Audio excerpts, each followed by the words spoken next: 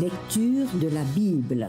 Lecture choisie, lecture associée et leur vue d'ensemble tirée de la Bible Vie Nouvelle dans sa version second 21. Dans les regards que nous portons sur le sanctuaire, nous y voyons aussi des images de l'avenir. Moïse, le libérateur d'Israël, conduit donc ce peuple à travers le désert jusqu'à sa destination finale, le territoire de Canaan. Et c'est dans ce lieu sacré, le sanctuaire, que Dieu parle à Moïse face à face. C'est donc un lieu pédagogique, un lieu sacré, où Dieu donne à Moïse des instructions concernant sa vie sociale, sa santé, sa sécurité, mais aussi sa vie morale et spirituelle. Dans ce lieu privilégié, Moïse, à la tête du peuple, est le médiateur entre Dieu et son peuple. C'est par la force toute puissante de l'Éternel qu'il a fait sortir ce peuple d'Égypte, de l'esclavage. C'est par la force de Dieu que la mer Rouge s'est ouverte et a libéré ces 2 millions d'esclaves. Hébreux, chapitre 11, versets 23 à 26, nous dit que c'est par la foi que Moïse, devenu grand, a refusé d'être appelé fils de la fille de Pharaon. Il préférait être maltraité avec le peuple de Dieu plutôt que d'avoir momentanément la jouissance du péché. Il considérait l'humiliation attachée au Messie comme une richesse plus grande que les trésors de l'Égypte, car il avait le regard fixé sur la récompense à venir. C'est par la foi donc qu'il a quitté l'Égypte sans craindre la colère du roi, car il s'est montré déterminé comme voyant l'invisible. Vous pourrez continuer à lire ce merveilleux passage sur la foi. Et nous arrivons à Exode chapitre 33, versets 17 à 23. Nous lirons pour vous donc des extraits de ce livre 33, ce chapitre 33 d'Exode, mais aussi des livres de Deutéronome et Josué. L'Éternel dit à Moïse: « Je ferai aussi ce que tu demandes là, parce que tu as trouvé grâce à mes yeux et que je te connais par ton nom. » Savez-vous ce que Moïse demande à Dieu? De lui faire voir son visage. Après avoir vu les manifestations de sa puissance, Moïse voudrait voir la face de Dieu. L'Éternel dit à Moïse: « Je ferai ce que tu demandes parce que tu as trouvé grâce à mes yeux et que je te connais par ton nom. Je ferai passer devant toi toute ma compassion, mais tu ne pourras pas voir mon visage, car l'homme ne peut me voir et vivre. » L'Éternel dit: « Voici un endroit près de moi, tu te tiendras sur le rocher. Quand ma gloire passera, je te mettrai dans un creux du rocher et je te couvrirai de ma main jusqu'à ce que je sois passé.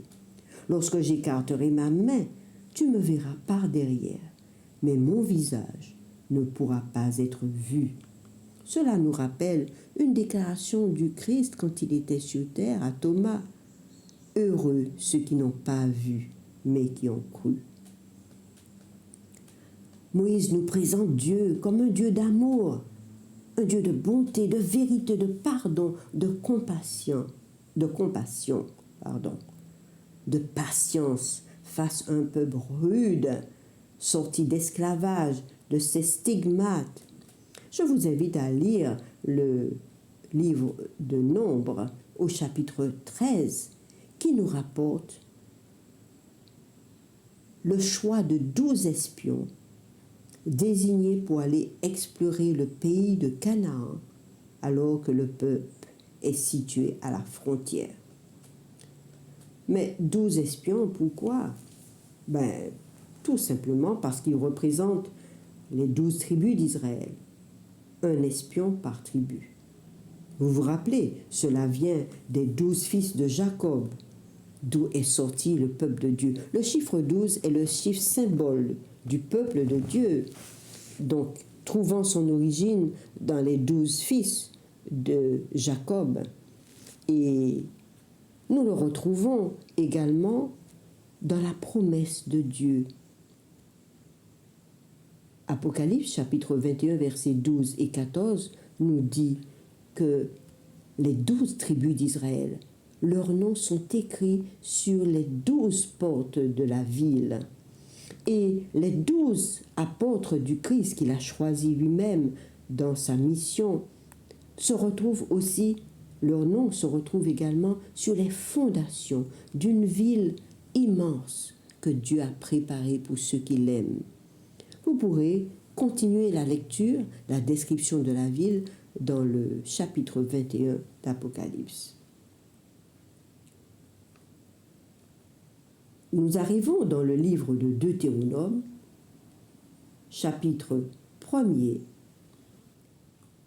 à partir du verset 6, nous lisons ce qui suit.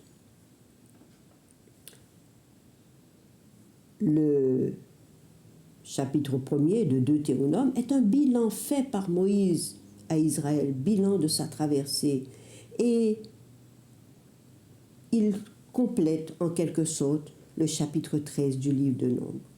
Nous lisons verset 6. L'Éternel, notre Dieu, nous dit à Horeb, « Vous êtes assez restés sur cette montagne. Tournez-vous, partez, rendez-vous vers la montagne des Amoréens et chez tous leurs voisins, dans la plaine, sur la montagne, dans la vallée, dans le sud, sur la côte de la mer, dans le pays des Cananéens et au Liban, jusqu'au grand fleuve, jusqu'à l'Euphrate. Voici, j'ai mis le pays devant vous. Allez-y, prenez possession du pays que l'Éternel a juré de donner à vos ancêtres. » Nous sommes partis, dit Moïse, d'Horeb, ou encore la montagne du Sinaï. Nous avons parcouru en entier le grand et affreux désert que vous avez vu, dit-il au peuple. Nous avons pris le chemin de la région montagneuse des Amoréens, comme l'Éternel notre Dieu nous l'avait ordonné. Et nous sommes arrivés à Kades Barnéa, donc la frontière de ce pays promis. Je vous ai dit, vous êtes arrivés à la région montagneuse des Amoréens que l'Éternel notre Dieu nous donne. Il a accompli sa promesse pour vous. Vous y êtes. Regarde, Israël, l'Éternel ton Dieu met le pays devant toi. Monte, prends-en possession, comme te l'a dit l'Éternel, le Dieu de tes ancêtres. N'aie pas peur, ne te laisse pas effrayer. Au verset 22, alors vous vous êtes approchés de moi et vous avez dit, envoyons des hommes devant nous pour explorer le pays et pour nous faire un rapport sur le chemin par lequel nous y monterons et sur les villes où nous arriverons. Cet avis m'a paru bon et j'ai pris 12 hommes parmi vous, un par tribu. Ils sont partis, ont traversé la montagne, sont arrivés jusqu'à la vallée d'Escol qu'ils ont explorée. Ils ont pris dans leurs mains des produits du pays, nous les ont présentés. Il y avait même une grappe de raisin que 2 hommes portaient sur une perche. Certains de ces 12 espions ont fait un bon rapport. C'est un bon pays que l'Éternel notre Dieu nous donne. Mais d'autres ont découragé les frères en disant « C'est un peuple plus grand et de plus haute taille que nous. Ce sont de grandes villes fortifiées jusqu'au ciel. Nous étions à leurs yeux comme des sauterelles et ils sont comme des géants. Ce sont des descendants d'Anak. Je vous ai dit, ne tremblez pas, n'ayez pas peur d'eux. L'Éternel, votre Dieu qui marche devant vous, combattra lui-même pour vous, conformément à tout ce qu'il a fait pour vous sous vos yeux en Égypte. Et ensuite dans le désert, tu as vu que l'Éternel, ton Dieu, t'a porté comme un homme porte son fils pendant tout le parcours que vous avez effectué jusqu'à votre arrivée. Malgré cela, vous n'avez pas eu confiance en l'Éternel, votre Dieu. Vous avez préféré murmurer, pleurer et dire « Nous retournons en Égypte ». Vous avez ignoré ce Dieu qui marchait devant vous sur la route pour vous chercher un lieu de campement, la nuit dans un feu, afin de vous montrer le chemin où vous deviez marcher, et le jour dans une nuée. L'Éternel a entendu vos murmures, vos paroles méchantes. Il s'est irrité et a juré. aucun des hommes de cette génération méchante ne verra le bon pays que j'ai juré de donner à ses ancêtres, excepté Caleb, fils de Jéphuné, et Josué, fils de Nun. Ils ont pleinement suivi la voie de l'Éternel. Je leur donnerai, ainsi qu'à leurs enfants, le pays sur lequel ils ont marché.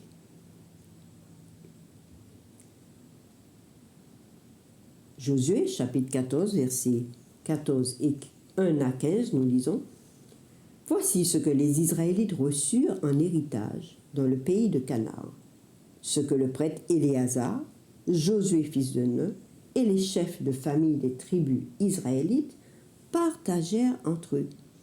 Ce partage eut lieu par tirage au sort, comme l'Éternel l'avait ordonné par l'intermédiaire de Moïse. Les Judéens, c'est-à-dire la tribu de Juda, toujours la première à recevoir cet héritage, vous avez vu précédemment, la première à être située dans le camp, la première dans la liste des élus devant le trône de Dieu, ont été aussi les premiers, les Judéens, à recevoir leur héritage. Ils s'approchèrent de Josué à Gilgal. Caleb, fils de Jéphuné, le Kénisien, lui dit: Tu sais ce que l'Éternel a déclaré à Moïse, homme de Dieu, à mon sujet, et à ton sujet, à Kadès Barnéa. Mes frères comme moi, nous étions montés explorer le pays, mais ils ont découragé le peuple. Mais nous avons pleinement suivi la voie de l'Éternel notre Dieu. Et parce que nous avons été les seuls à nous lever contre cette multitude de 2 millions de personnes et de proclamer puissamment le nom de Dieu, Dieu nous a promis de nous donner ce pays en héritage. Au verset 12, « Donne-moi donc la région montagneuse dont l'Éternel a parlé à cette époque-là. Tu as appris qu'il s'y trouvait des géants, des Anakim, et qu'il y avait là des villes grandes et fortifiées. Mais l'Éternel sera avec moi, je les chasserai, comme il l'a dit. » Josué bénit Caleb, fils de Jéphuné, et lui donna Hébron pour héritage, ce territoire des géants. C'est ainsi que Caleb, fils de Jéphuné, le Kénisien, a eu jusqu'à aujourd'hui pour héritage Hébron, parce qu'il avait cru en l'Éternel, cru en cette promesse. Hébron s'appelait autrefois Kirjat Arba, parce que Arba avait été l'homme le plus grand parmi les Anakim, parmi les géants de cette époque. Et Caleb conquit Kirjat Arba. Le pays fut dès lors en paix, sans guerre. Josué chapitre 15, versets 13 à 19, nous dit ceci. Caleb conquit donc la ville de Kirjat Arba, mais il restait encore une autre ville qui s'appelait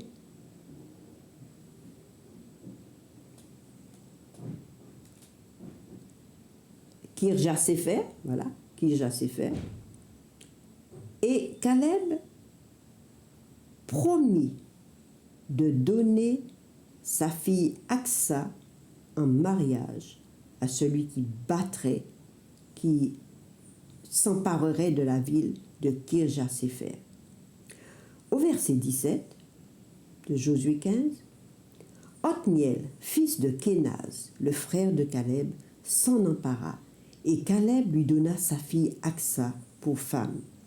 Dès son arrivée chez Othniel, elle le persuada de demander un champ à son père. Elle descendit de son âne chez son père, et Caleb lui dit: « Qu'as-tu » Elle répondit: « Fais-moi un cadeau. Puisque tu m'as donné une terre située au sud, donne-moi aussi des sources d'eau. » Et Caleb lui donna les sources supérieures et les sources inférieures. Nous pouvons faire un parallèle de ce cadeau donné à Aksa à celui des sources d'eau vive que promet Jésus. Celui qui croit en moi, des sources d'eau vive couleront de son sein, comme dit l'Écriture. Après avoir exercé sa foi, Caleb recevait la promesse. Après avoir exercé sa foi, Othniel recevait Aksa pour femme.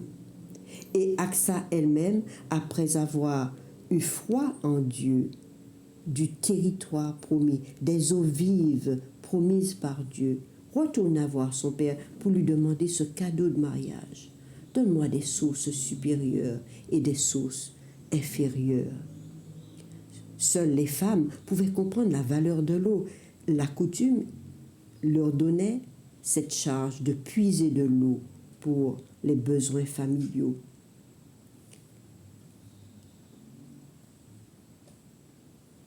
Dieu promet une récompense extraordinaire.